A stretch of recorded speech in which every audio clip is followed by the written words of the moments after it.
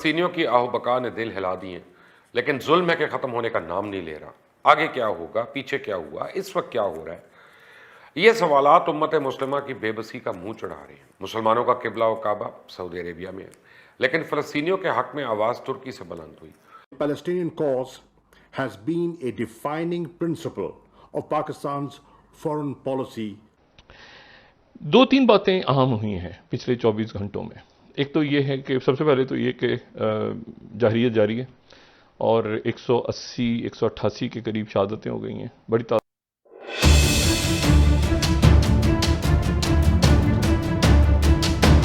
فلسطینیوں کی آہ و بکا نے دل ہلا دیے لیکن ظلم ہے کہ ختم ہونے کا نام نہیں لے رہا. آگے کیا ہوگا، پیچھے کیا ہوا، اس وقت کیا ہو رہا ہے؟ یہ سوالات امت مسلمہ کی بے بسی کا منہ چڑھا رہے ہیں. مسلمانوں کا قبلہ و کعبہ سعودی عربیہ میں ہے، لیکن فلسطینیوں کے حق میں آواز ترکی سے بلند ہوئی، پاکستان سے ہوئی، ملیشیا سے ہوئی. سعودی حکمران ایسے انجان ہو سکتے ہیں، ایسے سنگ دل کبھی کسی نے سوچا بھی نہیں تھا. کوئی کچھ کہے لیکن فلسطین کی حیثیت مسلمہ ہے، اٹل ہے، تاریخی ہے. 57 مسلم ممالک کچھ نہ صحیح کم از کم صہیونیوں کا تیل اور پانی تو بند کر سکتے تھے. جن ممالک نے اسرائیل کو تسلیم کیا ہوا ہے کم از کم وہ اپنے ملکوں کے سفیر کو احتجاجاً لے آتے، کاروبار کچھ دیر کے لیے بند کر لیتے، ان کی کمپنیز کی لسٹ بنا کے اپنی عوام کو دے دیتے کہ ان کمپنیز کا بائیکاٹ کریں. لیکن کچھ نہیں ہوا، نہ ہی آگے کچھ امید ہے کہ کچھ ہوگا.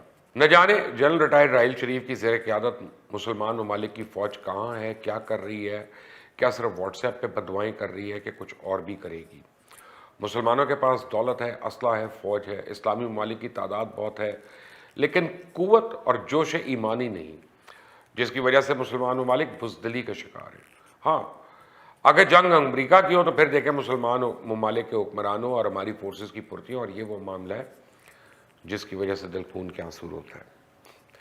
سب سے اہم اور بنیادی سوال یہ ہے کہ کیا مسلمان ممالک کی افواج پہ جہاد فرض نہیں؟ کیا جہاد ان کی بنیادی ذمہ داری نہیں، یا انہوں نے صرف امریکہ کی جنگیں لڑنی ہیں؟ سب کچھ ہونے کے باوجود آج دنیا میں سب سے زیادہ مظلوم مسلمان ہیں. کشمیر ہو، فلسطین ہو، مسلمانوں کے تنازعات کو اقوام متحدہ کی قراردادوں کے باوجود حل کرنے میں کسی کو دلچسپی ہی نہیں. مسلمانوں کی مقدس ہستیوں کی گستاخی وہاں ایک معمول بن چکا ہے، کیونکہ انہیں معلوم ہے کہ مسلمان ممالک نے اس کے جواب میں اگر زیادہ زیادہ کچھ کیا تو چند ایک مذمتی بیانات آ جائیں گے، یا اپنے ہی ملک میں کوئی بس چلا دیں گے، رکشہ چلا دیں گے، توڑ پھوڑ کر دیں گے. اور یہ مسلمانوں کے بدترین زوال کا دور ہے. افسوس تو اس بات کا ہے کہ ہیومن رائٹس کے چیمپئن کہلانے والے امریکن ڈیموکریٹس چپ سادے ہوئے ہیں، کیونکہ جو بائیڈن ایک بار پھر مظلوموں کی بجائے ظالموں کے ساتھ کھڑے ہو گئے اور اسرائیل کی فلسطین میں بربریت میں مذمت کرنے کی بجائے الٹا حماس کی مذمت کر رہے ہیں. اس سے آپ اندازہ لگا لیں کہ جو بائیڈن نے نیتن یاہو سے رابطہ کیا، کہ جس میں اسرائیل کی کھل کر حمایت کی اور اپنی بھرپور حمایت کا یقین دلایا.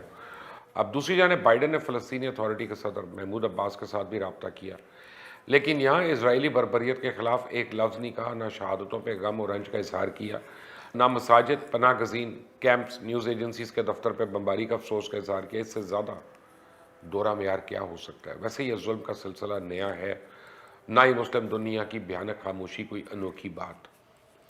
عالمی طاقتوں کی طرف سے اس جاریت اور ظلم کو اسرائیل کا حق دفاع قرار دینا ایک اچنبے کی بات نہیں ہے.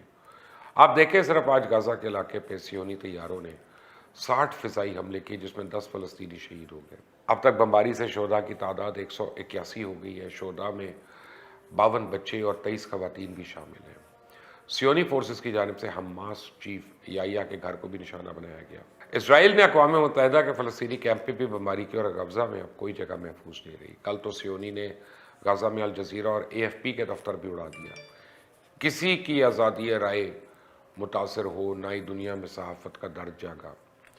اس حوصلے کی واحد وجہ بین الاقوامی برادری کی خاموشی اور خاص طور پہ عرب اور باقی مسلم دنیا کی طرف سے ایک مؤثر اقدام کا فقدان ہے. اسلام میں مکہ اور مدینہ کے بعد مقدس ترین سمجھا جانے والا شہر بیت القدس یا یروشلم دنیا بھر کے مسلمان اور عربوں کے دل میں خاص مقام رکھتا ہے، اور اسی لیے مسجد اقصیٰ میں ہونے والے حالیہ واقعات نے نہ صرف سعودی عوام بلکہ خطے کے دوسرے لوگوں کی دکھتی رخ کو بھی چھیڑ دیا. The Palestinian cause has been a defining principle of Pakistan's foreign policy since our inception. Our founding father, Quaid-e-Azam Muhammad Ali Jinnah, was unrelenting in upholding the legitimate rights of the Palestinian people. Today, please bear with me as I choose to speak plainly and frankly, not mincing my words. Pakistan is appalled by the sheer magnitude of illegal, disproportionate, and indiscriminate use of force, tyranny, and injustice being perpetrated by the Israeli occupation forces against defenseless Palestinians. There are no words strong enough to condemn the systematic and barbaric crimes against the Palestinians. The deteriorating conditions in the occupied Palestinian territories due to the illegal practices of Israel, the colonial policies, and its continued aggression, siege, and collective punishment are sickening. The indiscriminate use of force by Israeli forces against defenseless Palestinians is tantamount to grave violations of principles underpinned in international law, including international humanitarian and human rights law. In the wake of the deteriorating conditions of the people of Palestine, my Prime Minister Imran Khan, has spoken with the custodian of the two holy mosques, King Salman bin Abdul Aziz, Turkish President Recep Tayyip Erdogan, and the President of Palestine, President Mahmoud Abbas. I've also been in touch with my key regional counterparts, including Brother Riyad al-Malki. The latest spate of Israeli aggression cannot be justified or condoned. At this somber juncture, we reaffirm our unflinching solidarity with the government and people of Palestine, valiantly defending their legitimate rights. We salute their courage in the face of unabated Israeli atrocities and preserving their Arab and Islamic identity. Mr. Chairman, distinguished colleagues, Pakistan condemns in the strongest possible terms the continuing airstrikes by Israel in Gaza that have resulted in deaths and injuries to many innocent Palestinians. Pakistan also condemns in the strongest possible terms attacks on innocent worshippers in Al-Aqsa Mosque, violating the very sanctity of Qibla Awwal. Death and destruction in the holy month of Ramadan during Eid al-Fitr is unacceptable. Endless, senseless violence must end. The respect for sanctity of religious places is well established in international law. In this regard, Pakistan played a key role during its non-permanent term in the Security Council in 1968-69. In addition to adopting Pakistan-initiated resolutions 252 and 267, the Security Council also adopted Resolution 271, also initiated by Pakistan, following the burning of Al-Aqsa Mosque on 5th of August 1969. We are also gravely concerned at the continuing expansion of Israeli settlements in the occupied territories and expulsion of Palestinians from their properties. दो तीन बातें अहम हुई हैं पिछले 24 घंटों में. एक तो ये है कि सबसे पहले तो ये कि जाहिरियत जारी है और 180-188 के करीब शहादतें हो गई हैं, बड़ी तादाद में बच्चे हैं. और जो है वो उसके साथ ही जो दूसरा अहम इसमें एक वाक़या मेरे ख्याल से हुआ है वो ये कि हादी अमर जो आए थे, American deputy assistant secretary of state, उनकी जो सफारतकारी थी वो नाकाम हो गई है. वो तल अवीव पहुँचे थे और उनकी मुलाकातें हुई हैं, यकीनन इसराइल के लोगों से भी हुई हैं, लेकिन फ़लस्तीनी साइट पे जिनसे बात करनी है उन्होंने وہ بات انہوں نے کرنی ہے حماس سے.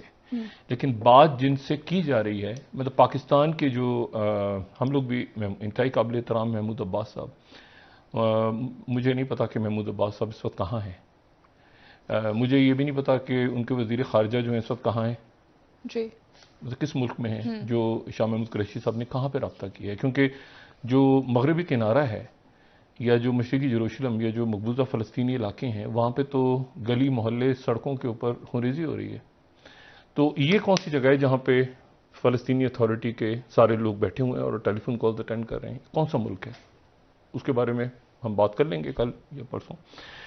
لیکن اصل جو بات ہے وہ یہ ہے کہ ایک تو یہ بات امپورٹنٹ ہے کہ اس کے الفاظ کیا ہیں، دوسری بات یہ ہے کہ یہ سفارتی مشن ناکام ہو، تیسری بات یہ ہے کہ پریزیڈنٹ بائیڈن نے پچھلے 24 گھنٹوں کے دوران نتن یاہو سے بھی بات کی ہے اور انہوں نے محمود عباس جو فلسطینی اتھارٹی کے صدر ہیں ان سے بھی بات کی ہے. اب مسئلہ یہ ہے، اور ساتھ نتن یاہو کو انہوں نے یہ کہا ہے کہ آپ کو پورا حق ہے کہ آپ اپنا ڈیفینس کریں. جو اور اس کے ساتھ ہی جو میڈیا کے اوپر حملہ ہوا تھا، جو بلڈنگ گر گئی تھی، انہوں نے کہا کہ صحافیوں کو تحفظ فراہم کرنا آپ کا فرض ہے اور انسانی حقوق کی کوئی پامالی نہ ہو. اچھا، اب انسانی حقوق کی پامالی تو وہ جو تصاویر آ رہی ہیں بچوں کی اور خواتین کی اور جو عمارتیں گر رہی ہیں، تو انسانی حقوق تو مجھے نہیں پتا کہ نہیں، وہ تو ایک فضول سا ہو گیا. لیکن میں جو بات کہہ رہا ہوں نا، میرے نزدیک تیسرا جو ایونٹ ہے وہ بڑا امپورٹنٹ ہوا ہے، اور وہ یہ ہوا ہے کہ حماس کے جو سربراہ ہیں اسماعیل ہانیہ، وہ آج پہلی بار وہ ایک بڑے مظاہرے سے انہوں نے خطاب کیا ہے، اور یہ بڑا مظاہرہ جو ہے یہ دوحہ قطر میں ہوا ہے. صحیح.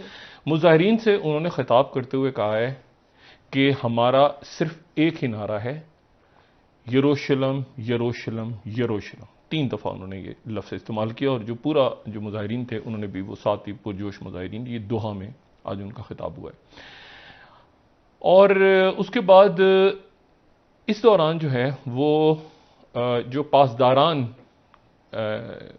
انقلاب ان کے جو سربراہ ہیں ان کی بھی اسماعیل ہانیہ سے بات ہوئی ہے. صحیح. اسماعیل خانی ان کا نام ہے. اسماعیل خانی. جی، ان کی ایک طویل گفتگو ہوئی ہے. یہ میرے لیے بڑی امپورٹنس رکھتی ہے یہ بات کہ ایران نے، ظاہر ہے کہ ایران تو ویسے تو خاموشی کے ساتھ سپورٹ کرتا رہا ہے، لیکن اس مرحلے پہ کھل کے انہوں نے بات کی ہے اور یہ اس کو اوپن بھی کیا ہے پبلک کے سامنے بھی کہ ہمارا رابطہ ہوا ہے. ٹھیک ہے. اچھا، اب اس میں جو ایشو ہے وہ یہ ہے کہ جس کو آج کسی وقت سلامتی کونسل کا اجلاس ہو جائے گا. یہ وہ اجلاس ہے جو جمعے کے روز ہونا تھا، اور اس کو امریکہ نے کہا تھا کہ ملتوی کر دیا جائے، اور چائنا کی طرف سے مطالبہ ہوا. چائنا نے آج دوبارہ کہا ہے کہ جو کچھ وہاں پہ ہو رہا ہے، جو کچھ امریکہ کر رہا ہے، جو کچھ فلسطینیوں کے ساتھ ہو رہا ہے، وہ عالمی انصاف کے خلاف ہے. چائنا اپنی جو پوزیشننگ ہے وہ خاموشی سے انہوں نے سیکورٹی کونسل کے لیول پہ جا کے اسرائیل کی طرف آپ کو زیادہ چائنا کا جھکاؤ نظر آ رہا ہے.